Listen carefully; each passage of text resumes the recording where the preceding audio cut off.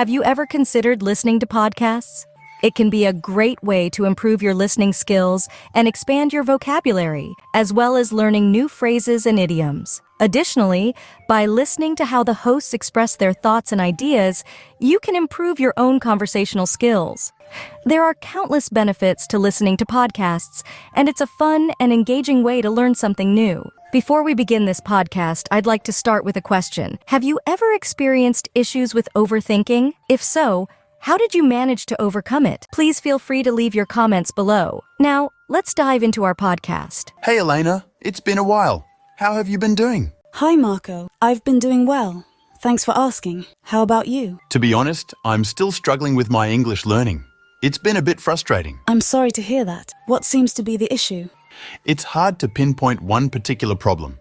I often find myself getting stuck when speaking, whether it's due to grammar or vocabulary issues. I can understand how that can be frustrating. Have you tried any new techniques or methods to help you improve your English skills? Yeah, I've been trying to watch more English shows and movies, and I've been practicing speaking with native speakers online, but it still feels like I have a long way to go. Let me help you out a bit. Do you remember the difference between on time and in time? Oh yeah, I studied that a while ago, but I still have trouble using it correctly when I speak English.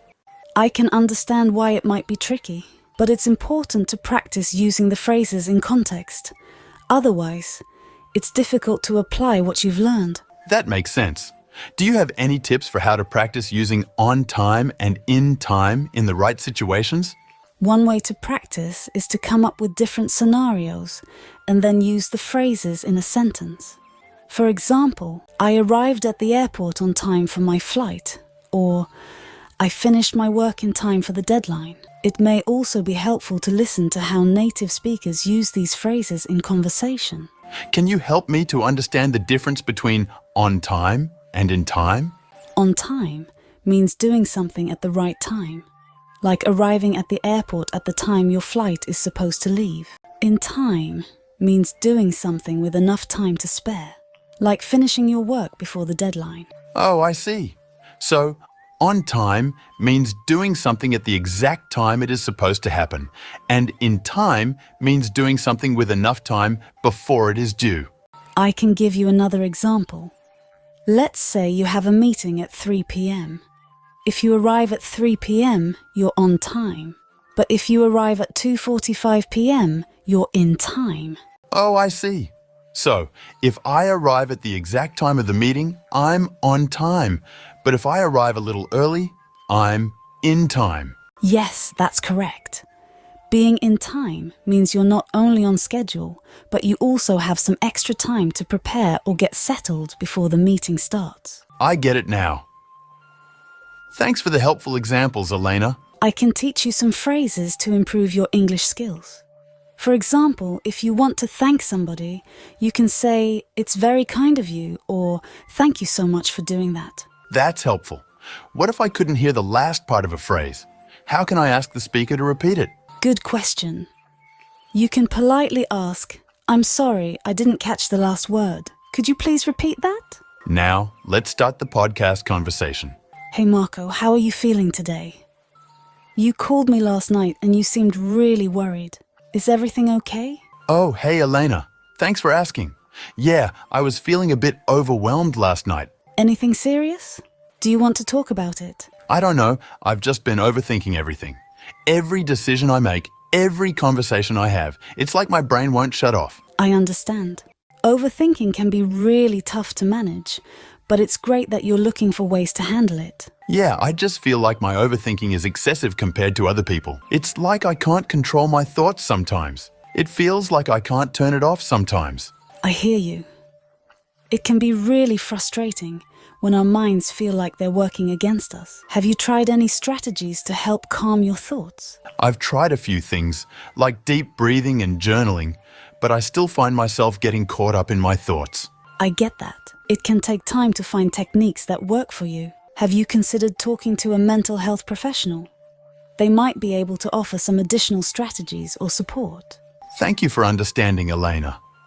To be honest, I'm more comfortable sharing my thoughts and feelings with my family. However, I'm a bit worried that they might get angry with me or think less of me if I open up to them. I hear you, Marco. It's natural to feel worried about how others may react to our thoughts and feelings. Have you talked to your family about your concerns? Not really. I guess I just don't want to disappoint them or make them feel like I can't handle things on my own.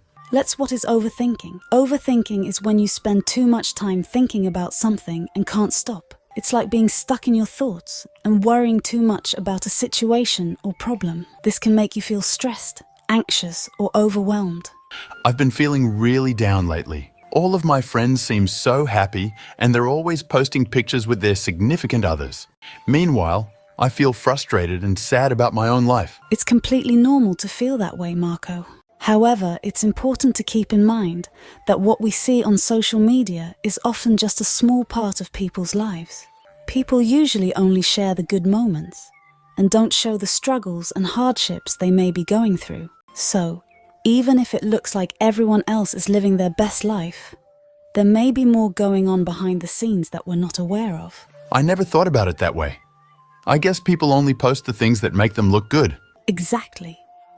And even if someone seems happy on social media, it doesn't mean they're happy all the time. Everyone goes through tough times, even if they don't show it online. That's a good point. I shouldn't compare my life to others based on what I see online. Exactly. It's important to focus on your own journey and not compare yourself to others. What makes you happy and fulfilled may be different from what makes someone else happy. You're right. I need to focus on my own life and what makes me happy, instead of worrying about what other people are doing. That's a great attitude to have, Marco. Remember, social media is just a highlight reel. It's not a reflection of real life. I keep thinking too much about my past mistakes, which is making me feel sad. I also worry a lot about what might happen in the future, and that makes me overthink things. Hey, Marco. I'm really sorry to hear that you're going through a tough time. It's completely normal to feel down when dwelling on the past or worrying about the future. Just know that you're not alone in this, and there are definitely ways to manage these feelings. Firstly, I have to identify what triggers me. What makes me overthink? Because without knowing what makes me overthink, I cannot deal with it. I completely agree with you. Identifying the root causes of our overthinking or what's causing us trouble is an important first step. Writing them down on paper can help us gain clarity and better understand our thoughts and feelings. Yeah, that's a good idea. After identifying what triggers me, what's the next step? Once you've identified the triggers, the next step is to challenge the thoughts that are causing you to overthink.